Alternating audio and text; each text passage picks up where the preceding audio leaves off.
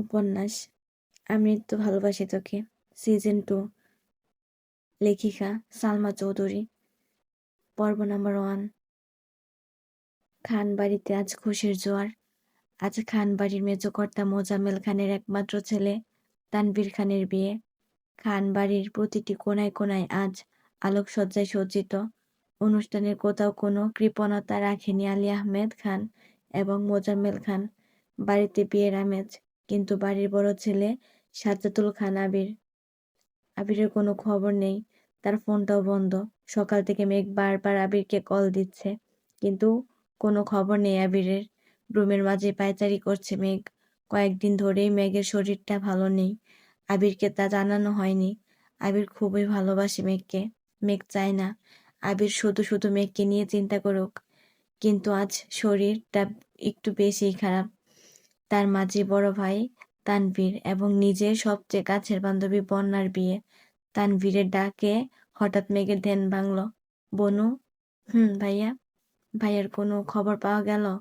না ভাইয়া, তুমি একটু রাকিব ভাইয়া আর রাসেল ভাইয়াকে কল দিয়ে জিজ্ঞেস করো তারা কিছু জানে কিনা। ঠিক আছে, তুই টেনশন করিস না, ভাইয়া চলে আসবে। মেঘ বেলকনির কাছে গেল। নিচের দিকে তাকিয়ে আবিরের আসার অপেক্ষা করছে। হঠাৎ পূর্বের কিছু কথা মনে পড়তেই মেঘ একা একা হাসতে থাকলো আর বলল, আমি মাহাদিবা খান মেঘ, মোজাম্মেল খানের একমাত্র রাজকন্যা, তানভীর খানের একমাত্র চোখের মণি। এই বেলকনিতে দাঁড়িয়ে কতই না রাত জেগেছি আমার আবির ভাইয়ের জন্য। আমার আবির। আজ কোনো লুকোচুরি নেই, নেই কোনো দ্বিধা। আমার আবির, আমার আবির, আমার আবির। চাচাতো ভাইয়ের জন্য কতই না পাগলামি করেছি। আজ আমি তাকে পেয়ে পরিপূর্ণ। আমার জীবনের শ্রেষ্ঠ উপহার হলো আবির ভাইয়ের মতো একজন স্বামী পাওয়া। আজ আবির ভাইয়ের পুরনো একটা চিঠি খুব মনে পড়ছে। নীল দিগন্তের ওই উড়ন্ত মেঘেরা জানে কত স্বপ্ন উড়িয়েছি বেনামি খামে। হঠাৎ ফোনের টুংটাং শব্দে ধ্যান ভাঙল মেঘের। দেখল আবির ভাই নামে সেভ করা নাম্বার থেকে মেসেজ। মেঘ মুচকি হেসে মেসেজটি পড়া শুরু করলো। ম্যাম, সরি এতটা টেনশন দেওয়ার জন্য, আমি একটু ব্যস্ত ছিলাম। মেঘ বিছানায় গিয়ে বসতে মনে হলো সারা রাজ্যের শান্তির ঘুম আর চোখেই নেমে এসেছে। শরীরটা বড্ড বেশি দুর্বল, তাই মেঘ শুয়ে ঘুমিয়ে পড়ল। এদিকে হঠাৎ ফোনের টুংটাং শব্দ শুনে ফোনটা হাতে নিল বন্যা। লাজুক হেসে মনে মনে আওড়ালো, আমার ভিলেন। বন্যা, হ্যালো। তানভীর বলল, নীল নীল নীলাঞ্জনা, চোখ দুটো টানা টানা, কপালের ওই টিপ যেন জোনাকির ওই দ্বীপ। তোমার প্রেমে পড়েছি আমি, তুমি করো না মানা।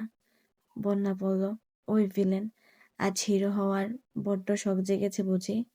তানভীর বলল, একটু হলে তো দোষ নেই, কোথাও 51% ভিলেন আর 49% হিরো। বন্যা বলল, বুঝেছি মেরি ভিলেন। তারপর তানভীর স্বাভাবিক কণ্ঠে বলল, কি করছো? বন্যা জানালো, তেমন কিছু না। তানভীর বলল, ওকে, তাহলে এক্ষুনি তোমাদের গলির মুখলেস দাদার দোকানের সামনে এসো। বন্যা বলল, কেন? আর এখন তো মাত্র ভোর 6টা বাজে, কেউ দেখলেই 1000টা প্রশ্ন করবে, বলবে এত সকালে কোথায় যাচ্ছি। তানভীর বলল, প্লিজ বন্যা, আজ অন্তত তোমার ম্যাচিওর চিন্তা ভাবনা ছেড়ে মন ও আবেগের কাছে ধরা দাও। বন্যা বলল, এখানে ম্যাচিওর চিন্তার কি আছে? বাড়িতে বিয়ে, আত্মীয় স্বজনরা সবাই এক একজন এক এক স্থানে ঘুমিয়ে আছে, যদি বের হতে ধরা পড়ে যায়। তানভীর বলল, প্লিজ বন্যা, একটু তাড়াতাড়ি এসো, আর কিছুক্ষণের মধ্যেই হয়তো বড় আব্বু আমার খোঁজ করবে, আমাকে তাড়াতাড়ি যেতে হবে, প্লিজ তাড়াতাড়ি এসো। বন্যা একটু ভেবে বলল, আসছি। ফাগুন মাস, কোকিলের মিষ্টি সুর ভেসে আসছে, হালকা মৃদু মৃদু বাতাস বইছে। হঠাৎ এক অপরূপা সুন্দরী এসে তানভীরের সামনে দাঁড়ালো। পরনে তার হলুদ লাল পাড়ে শাড়ি, চোখে গাঢ় কাজল, ঠোঁটে হালকা গোলাপি রঙের লিপস্টিক। তার চুল গুলো ফাগুনের হাওয়ায় মৃদু মৃদু দুলছে। আলতা রাঙা পায়ে সামনে এগিয়ে এসে বলল, কি হয়েছে? তানভীর বলল, আমার বসন্ত এসে গেছে। বন্যা লাজুক হাসল। তানভীরের চোখ যেন আজ বন্যার লাজুক চেহারা থেকে সরছেই না। ভোরের স্নিগ্ধ আলোয় বন্যাকে আজ একটু বেশি আদুরে লাগছে। হঠাৎ সাকিবের ডাকে ধ্যান ভাঙল তানবীরের। ভাইয়া, ভাবিকে দেখে টাসকে খেয়ে জ্ঞান হারানোটা রাতের জন্য জমিয়ে রাখো। পৃথিবীতে নতুন ইতিহাস রচিত হবে। খান বাড়ির মেজ ছেলে তার বেগমের সৌন্দর্য দেখে বাসর রাতে জ্ঞান হারিয়েছে বলে সাকিব হো হো করে হাসতে লাগলো। তানভীর সাকিবকে এক ধমক দিয়ে চুপ করিয়ে দিল। বন্যার দিকে তাকিয়ে দেখল বন্যা লজ্জায় শাড়ির আঁচল খামচে ধরে দাঁড়িয়ে আছে। তানভীর সাকিবকে শক্ত কণ্ঠে বলল, তুই এখানে অপেক্ষা কর, আমি বন্যার সাথে একটু কথা বলেই আসছি। একটু সামনে এগোতে সাকিব ডাকলো, তানভীর ভাইয়া, রাতের জন্য বাসরটা বাঁচিয়ে রেখো, না হলে বাসর ঘরের ফুলগুলো যে কষ্ট পাবে। তানভীর কটমট করে সাকিবের দিকে তাকালো। পাশেই দেখলো একটা নোংরা ছেঁড়া জুতা পড়ে আছে। সেটা হাতে নিয়েই সাকিবকে ছুঁড়ে মারল। বন্যাকে বলল, চলো, ওর কথায় কান দিও না। বন্যা বলল, কোথায়? তানভীর বলল, এখানেই, বেশি দূর না। তানভীর বন্যাকে নিয়ে কাছাকাছি একটা লেকের পাড়ে টেবিলে বসলো। দুজন বসে আছে, আর যেন কারো মুখে কোনো কথা নেই। কিছুক্ষণ চুপ করে থেকে বন্যায় প্রথমে মুখ খুলল। বলল, মেঘ কেমন আছে? তানভীর বলল, ভালো। বন্যা খেয়াল করলো তানভীর বারবার আর চোখে তার দিকে তাকাচ্ছে। সে লজ্জায় আর একটু গুটিয়ে গেল। বন্যা কাঁপা কণ্ঠে আবার বলল, কেন আসতে বলেছেন? তানভীরের সহজ স্বীকারোক্তি, এমনি তোমায় দেখতে। বন্যা বলল, ও, তাহলে দেখা শেষ হলে আমি আসি। বলে বন্যা বসা থেকে উঠে এক কদম সামনে বাড়ালো। হঠাৎ তানভীর তার এক হাত ধরে টান দিল। বন্যা পেছন ফিরে দেখলো তানভীর তার বাঁ হাত ধরে নিচে হাঁটু গেড়ে বসে আছে।